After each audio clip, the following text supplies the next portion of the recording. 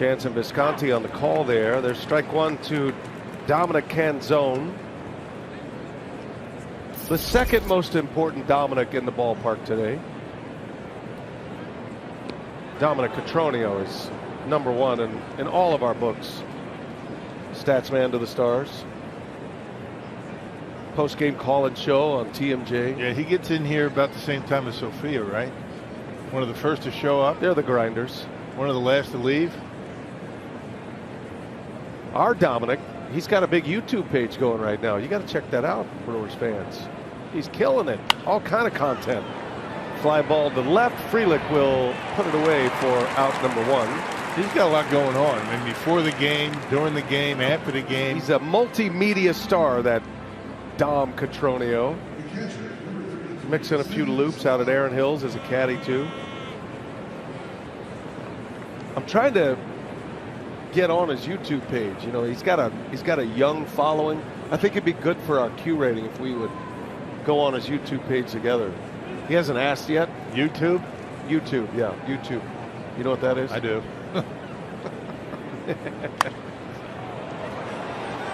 Just search him out. Dom Cotroneo. I mean, what exactly is on? What's the content? He's got all that? kind of content What on there. I was just looking at it today. There's Brewers content. There's interviews. There's Dom's doing all these breakdowns. It's impressive. Very impressive. Anything on his caddying during the No, summer? but I like the idea of that, though. A swing at him is Zavala down 0-2.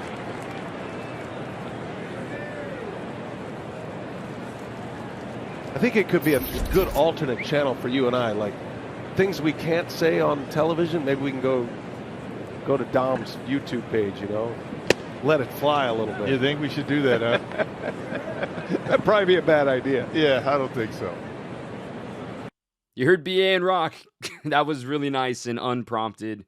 My thanks to those guys for giving me an easy intro and maybe something to pin at the top of the YouTube profile. Thanks to everybody who reached out on the first video, on the first iteration of this, and I made it back for a second episode. So let's try to create routines here in the beginning of the season, and let's look back at that first homestand for the Brewers. Let's jump into Baseball Savant and all of our StatCast goods and start breaking down what the Brewers did this past week. All right, we did a couple things. I made myself a little bit smaller and made the screen a little bit bigger, make it easier to read. We're working through this together, okay? So the first note I have is Thiago Vieira and his splitter. That was a huge 3 innings he threw on Sunday to keep the bullpen fresh as they're in the middle of 13 in a row before their next off day. Thiago, if you're not familiar, really interesting profile. Born in Brazil, pitched in Japan, not in Nippon Professional Baseball, but in the next league, and pitched well, was a closer for part of his time over there, came back stateside a couple seasons ago, was on the roster for the majority of the year last year, but was in AAA on his final option year, came up at the very end of the season, was placed on the injured list at the end of the year, though, too, after making just those 2 outings in 2023, and he was solid, and now he's come back out in 2024, 2 games, not going to overreact to an ERA like that, but 5 strikeouts in 3 innings yesterday. I want to talk a little bit about him. We talked about Elvis Peguero's sinker in episode 1. He's got a very different sinker, and I'm going to elaborate on that in just a little bit. But let me look at just 2024, very, very, very small sample size here. StatCast does not like his breaking ball, his slider.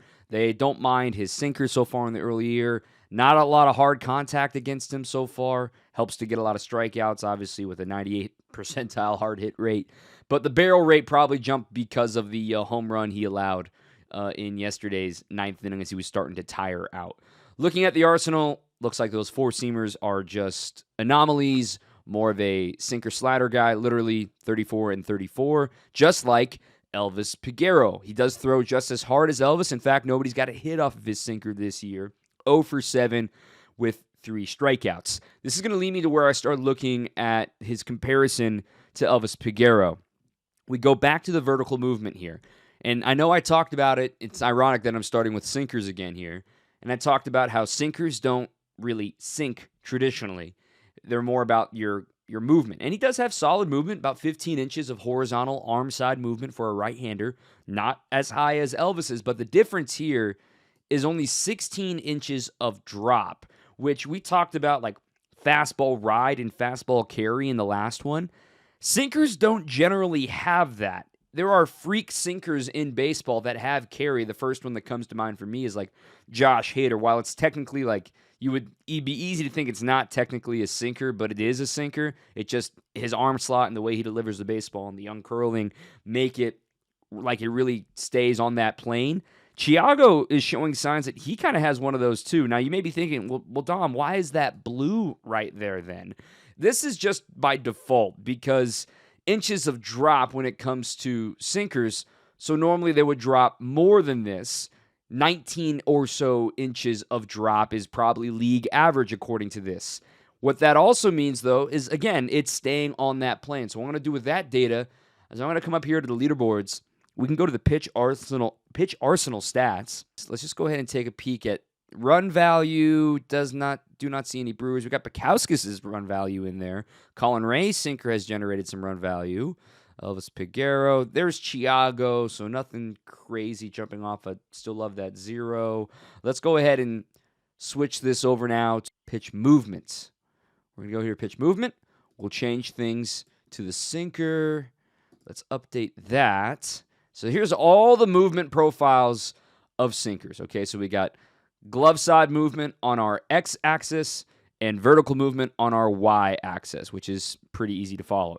We can look up here to these really high sinkers. Oh, look at that. It's Josh Hader. This is just from watching him the last few years. We know that he has insane rise on his sinker. We got Max Meyer on here. Just got his first big league win the other day. Ryan Fernandez, Parker Mushinski, some good high rise, little movement guys. But what about over here on this far side?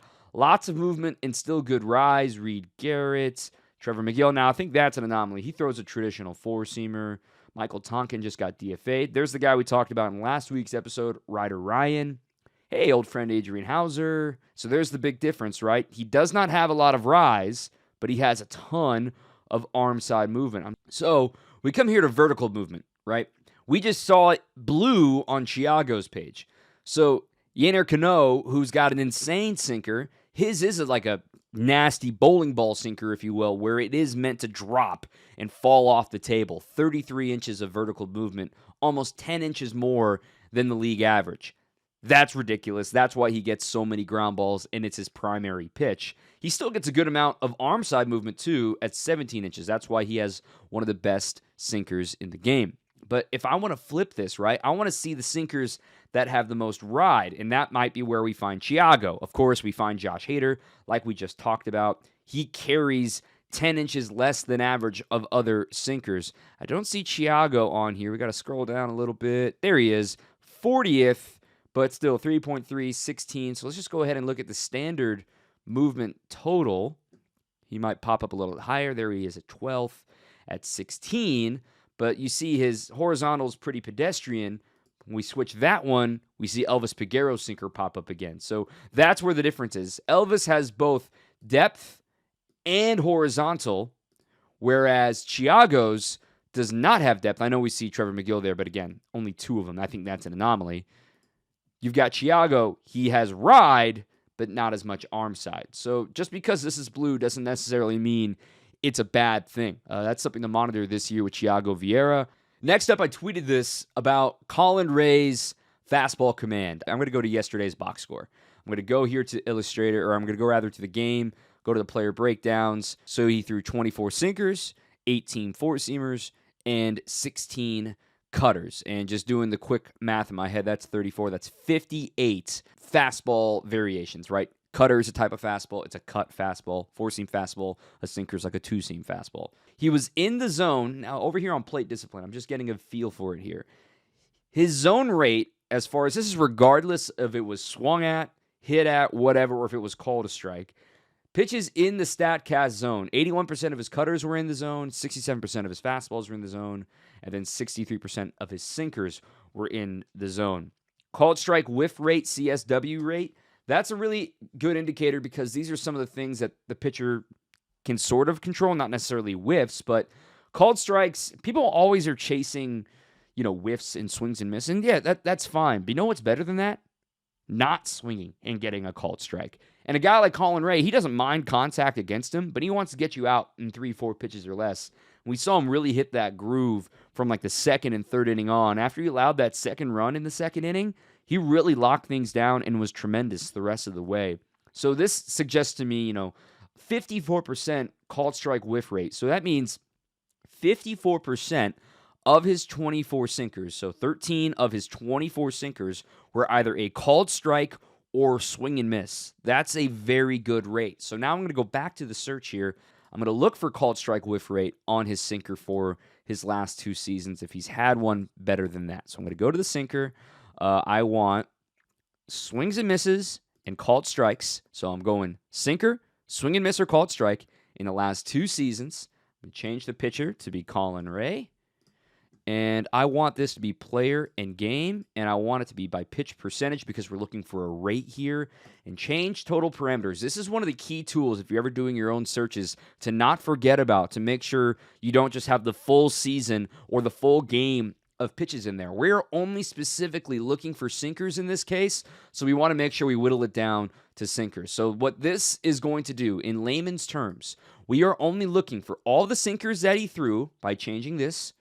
Of those, all those sinkers he threw, how many of them were called strikes or swings and misses? We're doing it by game, by the pitcher, Colin Ray, and we're doing it by rate. And a reminder, as I go back to Baseball Savant here, we're looking for a number that's around 54%. And what do you know? It was his best called strike whiff rate of his last 2 seasons. We look at this start, May 28th. Who was he facing? He was facing the Giants, and he went 6 innings. I believe he pitched in the 7th, right? Yeah, he pitched in the 7th, then got pulled after he could not get an out in the 7th inning. He might be asked to do that again. His line again, 6 innings, got the win, 5 hits, 3 of them in the 7th inning. So he was fantastic in this game, throwing 90 pitches, 62 were strikes. 33 strikes by contact. So pretty much half of his strikes were by contact. That's exactly what he wants. And again, that called strike number, 18 strikes looking. Everybody loves swing and miss, don't get me wrong. But some pitchers, like Colin Ray, sure, they'll let you swing the bat and ground yourself out, but it is better to just not even have him swing the bat. That's great stuff too, when you're getting strikes and keeping guys uncomfortable. So that command was certainly fantastic in yesterday's game. But let me just go ahead and up it a little bit. Let's just do all of his fastball pitch types together. And same thing, what we're looking for, called strike whiff rate for all of those pitches in a single start in the last 2 years. And yesterday's is 4th best at 35% called strike whiff rate. Now, this is not including foul balls. This is not including balls in play that were outs. So keep that in mind. It's also not including balls that were hit into play that were hits. So this is just called strike. He had 20 total called strikes or whiffs on his fastball collection, 35% rate of those 58 fastballs he threw. That's very good. And then you remember the fact that he doesn't really throw hard, right? Look at the pitch velocity. Average 91 on the sinker, 91 on the fastball, 87, 88 on the fastball. Velo isn't everything, kids. If you have command of multiple pitches, you're going to be successful. And Colin Ray's a great example of that. Dylan Moore. Young pitchers. That's good. And a called strike 3 is Colin Ray with the cutter. Making it very clear. Watch it one more time. And Frame 2 by William. I'm going to get to William's framing a little bit later on in the program. And then here's a tie-up of... who's on both fronts, 2 injured pitchers that are making their way back. There's a swing and a miss. He wanted it, so he missed his spot, right? He didn't execute on this. Fronts, 2 injured pitchers.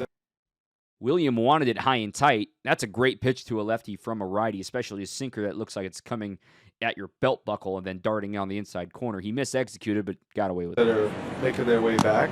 All right, let's get to Wild Bill, shall we? That's what everyone came here for, right? To talk a little bit about William Contreras and what he's got going on right now.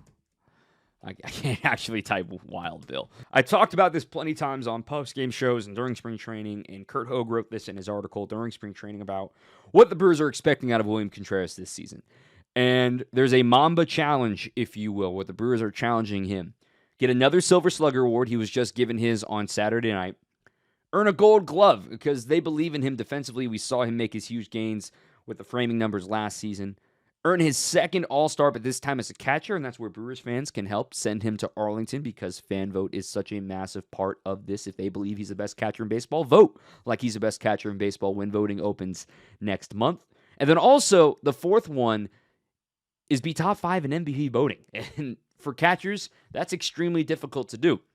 But William Contreras has been off to a great start. Here is percentile rankings from last season. You see that sweet spot rate way down. That's because sweet spot has a lot to do with your launch angle. That, again, this is 2023's rate and 2023 spray chart. Beautiful, all over the place. A lot of oppo in there as well. We know that from him. Part of the reason that sweet spot rate was so low, we saw 27% sweet spot rate, that launch angle averaging at 4.7. Already this year, we're seeing 4 degrees more in gains. The Brewers have always believed he has untapped potential of being able to pull the ball for power. And what does he do yesterday for his first homer of the season? He's got Perkins out there right now. 429 he's hit, and that one is way back. Contreras sends it deep and gone! Another thing about this game from William Contreras, as I go back to the box score here, 4 balls in play, okay? And then the exit velos. Look at this. On the four-seamer, 105. On the slider, 104. On the sinker, 104.5. On the curveball, 105. That is what we call consistency, my friends. That is some great stuff from William Contreras. As we come back to this one as well, homer in 29 out of 30 parks, 104, 396 total feet. Great stuff from Williams. So now we pull up 2024's percentile rankings. Look at that sweet spot. Again, we're a week into games, but it's because that launch angle is just a little bit higher. The barrel rate is still elite when you look at it year over year. Barrel rate, 58th percentile last year, 19% this year, 92 percentile. Again, we're a week in. We're going to monitor this. It's not going to stay all red like this all season long. And peeking at the spray chart, of course, he almost had a 3-homer game yesterday to 3 different fields. How incredible would that have been, right? He had the single off the top of the yellow in right field, the homer to dead center off of Josh Rojas, and the one we just showed you off of Emerson Hancock on a screamer to left field. If he starts showing some pull side pop, I'm really excited of what he can do. Pull side, it's a little less than last year, but not a big deal. But look at the ground ball rate difference so far this year. 53% in his last year in Atlanta. 55% last season in Milwaukee in his first year, so that went up slightly. Don't love that. Don't love a low fly ball rate, which is why that sweet spot rate was so low. This year, he's cut down on the ground balls in the first week of games, up the fly ball rate. You do damage on fly balls. And the other thing about William, when it comes to how hard he's been hitting the ball, he's been doing it pretty much against everything except changeups, right? 2 doubles off of the fastball, hitting 467 on fastballs, handling breaking balls as well. 2 homers on the breaking balls. Granted, one of those was off of a position player yesterday. Everything that he's been striking out on, a chase up and away, and everything below the zone. So his happy place is clearly right up in here, and that sort of thing. And look at the whiff rates. Down and in, whiff. Down and away, whiff. Down, but a little bit away, but maybe that's times that he's trying to pull the ball early in counts and things of that nature. And then the strikeouts by zone, like we're talking about, below the zone. That seems to be his kryptonite, especially with those changeups. Seems like right on right changeup might be a way to be creative against William Contreras until he makes the adjustment. So that's his offense. But what about his defense? And framing's a little tough to measure this early in the season. But let's go ahead and take a look at the catching framing. There's William. 19. Oh, pretty low strike rate. Strike rate's not everything, though, when it comes to framing. Some of that has to do with your arms, of course, and the Brewers have had a little bit of a revolving door so far this season. So not a great strike rate. Not necessarily all his fault. Let's look at what he does well. Maybe looks like he does east and west pretty well. Zone 14. There's William, 65%. Pretty solid stuff. East and west again. 62%, a little bit in blue, but again, I think this is just a matter of small sample sizes right now. So remember, as the catcher, zone 16 is going across your body to your bare hand, to your throwing side. That could be tougher to do, especially depending on where you're set up. Whereas you talk to some catchers, it can be a little bit easier on your own glove side to frame one on the inside corner to a righty like that. So let me just do a quick little toggle here at what he does well. So William, we're just going alphabetical here. This isn't a ranking. This is alphabetical. So we can see East and West, right? So on the inside corner of the righties, doing a pretty good job. Outside corner of the righties, the numbers are pretty similar. I know one's blue and one's red, but I'm not so worried about that. I'm intrigued about the below the zone, 42%.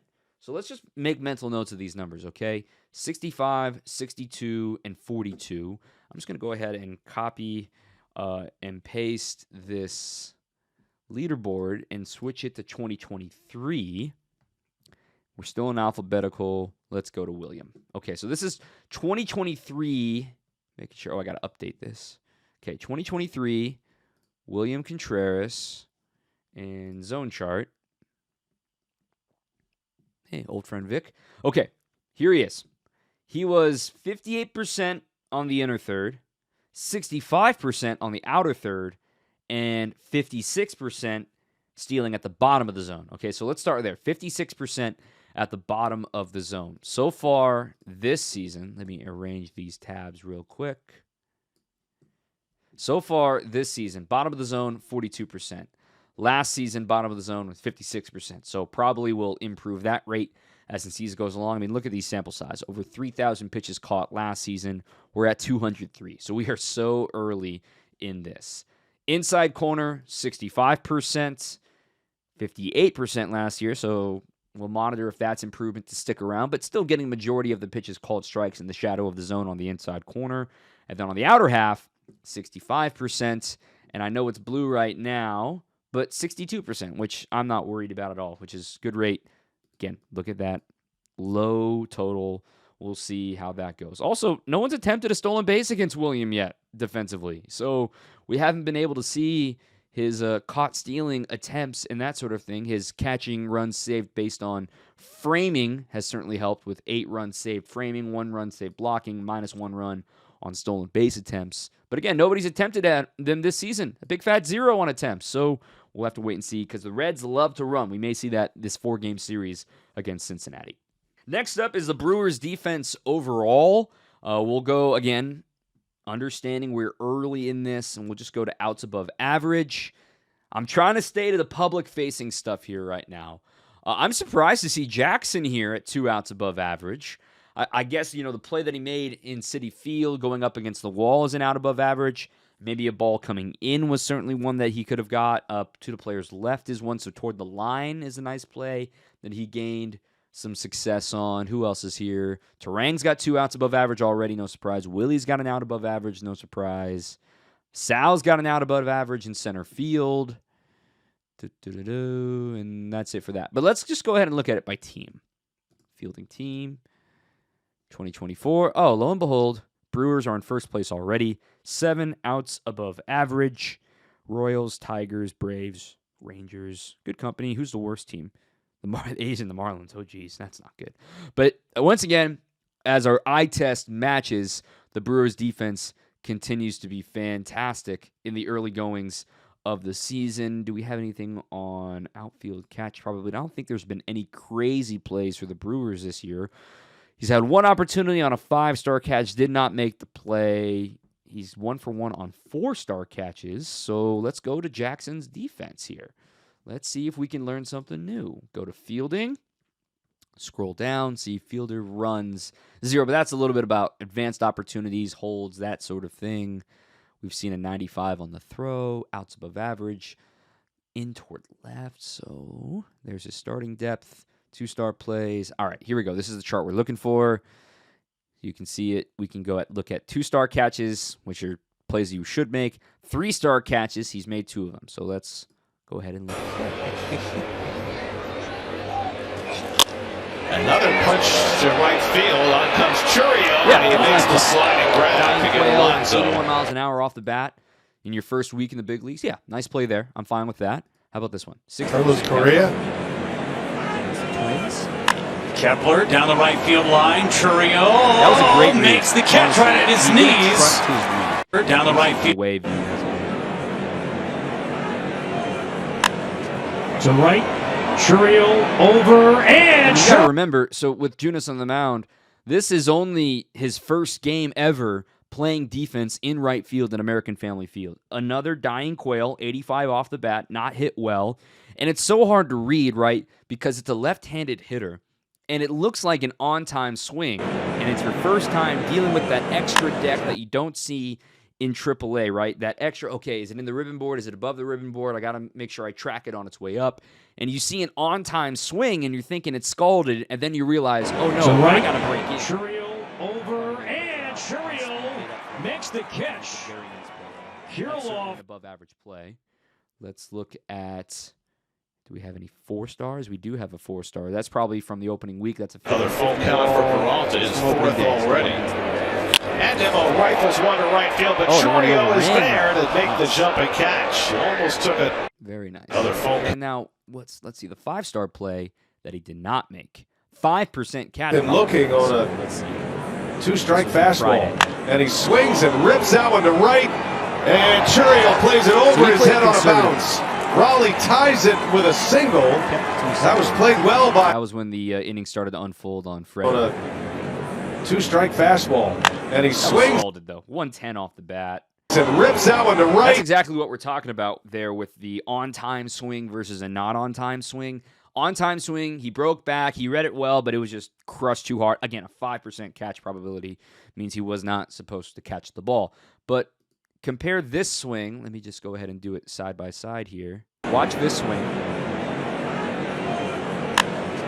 It's on time, right? Now watch this swing. Looking on a 2-strike fastball. And he They're both on time. But the difference, of course, one was hit on the barrel and one was not. And this is part of the learning the outfield for Jackson Churriel, big league swings, reading it into the ribbon board, and that sort of thing. But I'm pleasantly surprised that those numbers show. This is why we do this, right? We're learning new things about Jackson Churriel and his defense that maybe it's a little bit better than we think so far this season. You can see all of his responsible plays this year and get like a general idea of his range this season. So great stuff there from Jackson Churriel and on the Brewers defense in general. Enjoy the series this week. I've got post-game shows all week long. Monday, the day I'm recording this today, Tuesday, Wednesday. I don't have a post-game show on Thursday, but I do have Brewers Weekly that night. Then we get another post-game show Friday, pre- and post-game Saturday, and post-game Sunday. So we got something every single day of the week for the Brewers. You can find my stuff over the live shows anyway, the live post-game shows on 620 WTMJ. You can click right here to go over to that site. Also, you can listen live on the radio. You can join us on YouTube, and then I'll have these. And I have more, not just StatCast breakdowns coming too, I promise. As now we're finally getting into the routine of the season, and the team's on the road for a week. So they'll come back for 3 days, and we'll try to get some interviews in and to have some more content popping up here on the channel. So thank you to everybody who's listened, subscribe, like, follow, all that's. I'm not out here just trying to chase the YouTube algorithm. I'm out here trying to educate and learn something together with you. And this is stuff I'm going to prep anyway, so might as well take you along on the journey. So thank you to everybody who's watched and asked for this content. This is a load of fun to make, and I hope to keep on doing it. So go ahead and subscribe, like, comment, ask what you want to see next time as well, and I'll be sure to get to it. So thank you for watching. Go Brewers. Until next time, keep on swinging.